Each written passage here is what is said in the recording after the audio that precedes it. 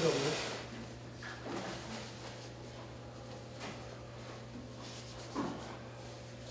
안녕하십니까, 윤수입니다. 저는 뭐 딸리 준비한 건 없고 오늘 말씀한 기절로 해서 한번 그 의미를 다시 한번 새겨보고자 합니다. 요한일서 5장 7절에서 8절 말씀. 증거하는 이가 셋이라, 성령과 물과 피, 또한 이 셋은 항상 하나이니라 라는 이 말씀을 갖고 한번 세례에 대해서 한번 생각해 봤습니다. 성령 하면 우리가 뒤에 따르는 것이, 성도님들이 많이 원하는 것이 세례, 그 다음에 우리가 알고 있는 물도 세례. 그런데 묘하게도 그러면 세 개가 다 같으니까 피도 세례라는 말인데, 그럼 피가 세례라는 말이 어디 있느냐? 마가복음 10장 38절에 보면은 야고보와 요한 형제가 예수님께 묻습니다. 나중에 예수님의 좌우편에 우리 형제를 좀 앉게 해주십시오 했을 때 예수님께서 말씀하십니다.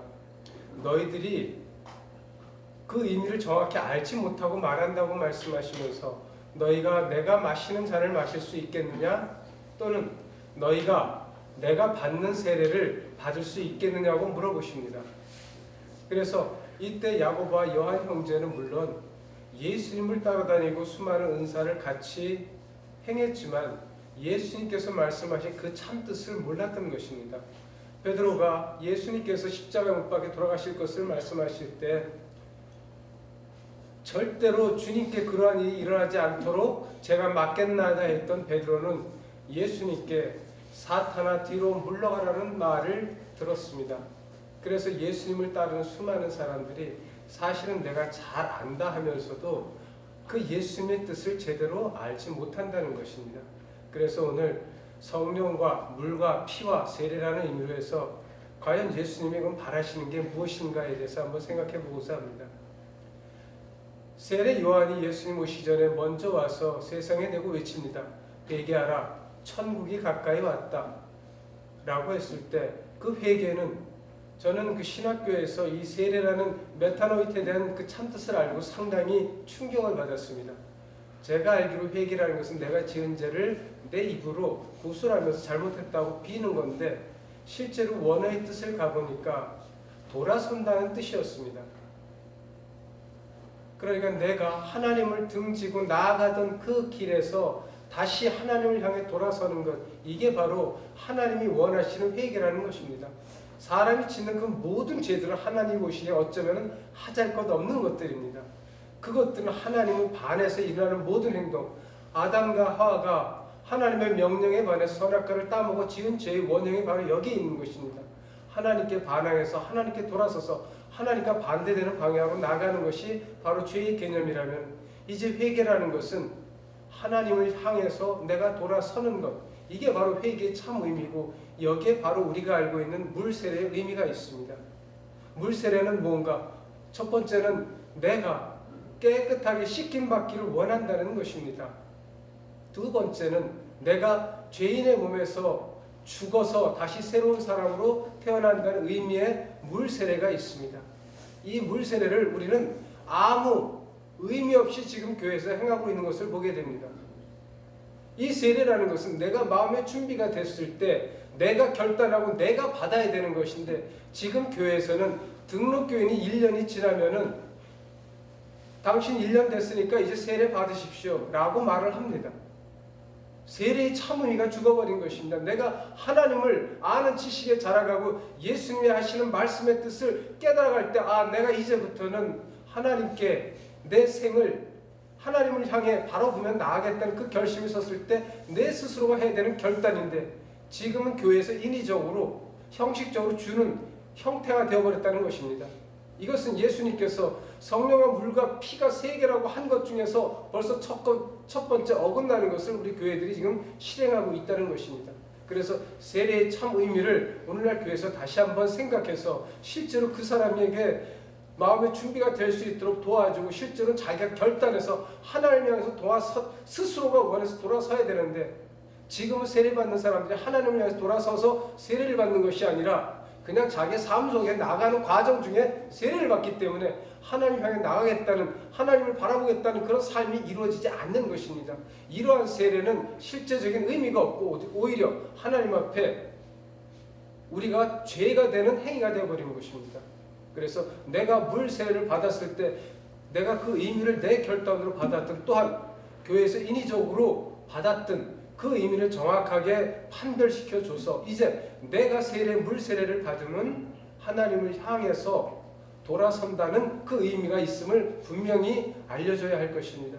그리고 두 번째, 우리 성도님들이 또 우리 믿는 사람들이 가장 좋아하는 것, 바로 성령 세례입니다.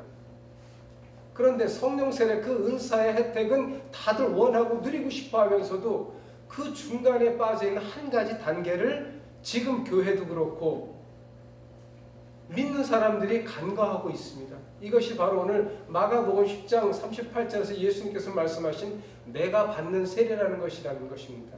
내가 받는 잔, 예수님이 받으시는 잔이 무엇입니까? 고난의 잔입니다. 예수님이 받으시는 세례가 무엇입니까? 십자가의 세례인 것입니다. 바로 피의 세례입니다. 이제 내가 물 세례로 하나님을 향해서 돌아섰다면 이제 하나님을 향해서 한 걸음 한 걸음 나아가야 된다는 것입니다. 이것이 바로 예수님께서 말씀하신 십자가를 지고 내 길을 따라오라고 하신 그 길을 따라가는 것입니다. 그래서 이 두 가지가 내 마음속에서 이루어지고 내 피의 생활이 현실 속에서 이루어졌을 때 이때 그리스도의 향기가 이 피냄을 따라서 풍겨난다는 것입니다. 물세례는 내가 가만히 있음으로 인해서 내 스스로가 이제 하나님의 사람이 되었음을 고백하는 것이라면 이 피의 세례는, 십자가의 세례는 내가 이제 하나님 예수님의 말씀을 따라서 그 십자가의 길을 가는 과정인 것입니다. 내가 참아내고 견뎌내고 이겨내고 눈물 흘리며 가야 되는 그 길을 말하는 것입니다. 그런데 오늘날 교회에서는 이 십자가의 길, 피의 세례에 대해서는 별로 알려주고 있지 않다는 것입니다. 이것이 오늘날 말세 때 세상이 어지러울 때일수록 더욱더 우리가 하나님께 가는 그 길이 고난한 길임을 알려줘야 된다는 것입니다. 너무 풍선마냥 부풀어서 아름다운 말만, 천국이니 구원이니 영생이니 달콤한 말만 전해줬기 때문에 그 말을 들은 성도들이 고통받기를, 내가 피의 길을 가야 한다는 그 사실을 내려놓고 있다는 것입니다. 그래서 오늘날 우리들이 이 말씀을 따라서 다시 한번 내가 이제 세례를 받았다면, 내가 성령 세례를 받기를 원한다면 이제 하나님을 향해 나가는 그 지단하고 고난의 길을 인내하며 가야 됨도 함께 깨달아야 한다는 것입니다. 그리고 이제 마지막 성령 세례는 무엇인가? 이제 물 세례는 하나님을 향하여 돌아서는 것, 두 번째 피의 세례는 하나님을 향해서 고난의 길을 가는 것. 그러면 마지막 성령 세례는 무엇인가? 이것은 하나님을 바라보고 나아간다는 것입니다. 많은 사람들이 물 세례를 받고 하나님을 향해서 그 다음에 피의 길을 간다고 하지만 하나님을 바라보지 않기 때문에 오늘날 많은 믿는다는 사람들이, 믿는다고 하나님을 증거하는 사람들이 하나님 향해 가는 그 길이 아니라 다른 길로 가고 있다는 것입니다. 똑같이 예수님을 말하고 똑같이 하나님을 말하면서도 하나님이 원하시는 성경에 있는 내용대로 가는 것이 아니라 그러니까 하나님의 말씀을, 하나님을 바라보지 않고 자기 속에서 하나님을 찾아서 그 말씀대로 나아가고 있다는 것입니다. 이것이 오늘날 우리가 이단이라고 부르는 다 됐는데 하나님을 바라보지를 않기 때문에 어긋난 길로 가는 것입니다.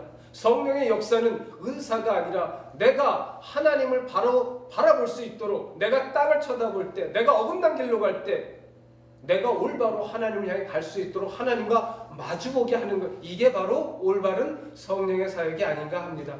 그래서 예수 그리스도를 증거하는 이가 셋이라 그랬고, 그 셋은 성령과 물과 피라 그랬고, 그 셋은 모두가 세례와 함께 연관되어져 있는 것입니다.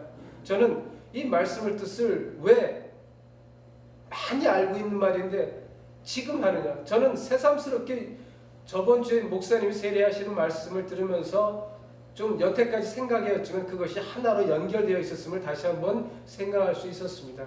그래서 이 말뜻이 오늘날은 물세례까지는 그냥 당연하게 주는 거로, 그 다음에 성령세례는 믿으면 다 주는 거로, 그냥 주어지는 거로 생각하기 때문에 은사는 나타날지라도 성령의 실질적인 도우심은 나타나지 않기 때문에 사람이 많은 죄악의 길로 가고 있다는 것입니다.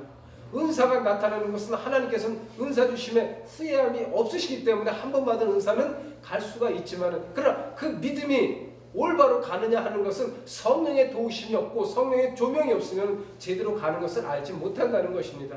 오늘날 우리가 받아서 가장 중요한 이 세례는 내가 살아있는 동안에 아마도 이 피의 세례, 십자가의 세례가, 예수님이 받으신 세례가, 요한과 야고보가 저희들도 받겠습니다라고 한 그 대답한 이후로 다 순교한 것처럼 오늘날 많은 믿는 사람들이 예수님을 믿는다고 세례를 받았다면 당연히 물 세례와 피 세례와 성령 세례를 함께 받아야 한다는 것입니다. 그런데 이 셋이 동시에 이루어진다면 얼마나 많은 기독교인들이 생겨나겠습니까? 하지만은 하나님께서는 이 모든 것을 순서로 두고 계시다는 것입니다. 그래서 성경에서도 젖 먹는 아이와 에벤 사람은 화를 입으리라고 마태복음에서 말씀하신 그 이유가 하나님을 아는 지식에서 자라가라는 것입니다. 내가 오늘 믿겠습니다 하고 물 세례를 받고 나서 아직도 젖을 먹고 젖을 빤다면은 이것은 하나님이 보시기에는 올바른 믿음이 아니라는 것입니다. 믿음은 그 순간에 완성되어져 있는 것이 아니라 내가 믿겠습니다 하는 그 순간에서 이제부터 내가 죽을 때까지 이 과정을 계속 반복하는 것이라는 것입니다. 그래서 내가 넘어졌을 때, 쓰러졌을 때, 내가 원하고 바랬을 때, 성령님을 구했을 때 그 성령을 구하는 것은 내가 올바로 하나님을 바라보고 싶다는 내 마음의 소망이라는 것입니다. 이것이 세상에 베푸는 기적이나 이적이나 표적으로서 구해진다면 이것은 올바른 성령을 구함이 아니라는 것입니다. 그래서 이 세례를 다시 한번 생각해 봤을 때 내가 지금 물 세례를 받았다면 나는 어떻게 됐든 이제 하나님을 향해서 돌아서 있는 사람이 되었습니다. 그러면 나는 이제 하나님을 향해서 한 발짝씩 앞으로 나아가고 있는가를 다시 한번 내 자신을 돌아봐야 할 것이고, 그리고 내가 아직 하나님을 믿는다, 십자가의 길을 가고 있다, 내 십자가를 지고 내가 가고 있다. 그런데 너무 힘들다, 내 주변에서 나를 싸우고 있는 환경과 여건이 나를 하나님에서 멀어지게 한다. 그럴 때 그때 우리가 바라는 것이 바로 성령님을 부르는 것입니다. 성령님은 내 안에 계시기 때문에 내가 그 길을 가지 않고 피의 길에 있지 않으면서 성령을 찾으니 성령이 역사하시지가 않는 것입니다. 이 사실을 우리 성도들이, 믿는 자들이 안다면은 하나님이 우리의 가는 길에 어려움과 힘든 것이 있을지라도 우리가 다 이길 수 있는 환난과 시련만을 주신다고 하신 그 약속의 말씀을 믿는다면 성령님이 도우심을 따라서 우리가 우리의 살아있는 소망, 이제 그것이 꿈으로만 그려지는 것이 아니라, 그것이 말로만 이루어지는 것이 아니라 내 현실과 내가 체험하게 되는 변화의 바로 삶이 된다는 것입니다. 이것이 믿음이 돼야 되고, 믿음이 한순간에 끊어지는 것이 아니라 믿음은 진행형으로 내 삶 전체가 믿음의 행위가 된다는 것을 다시 한번 생각해보는 의미에서 말씀드렸습니다. 끝입니다.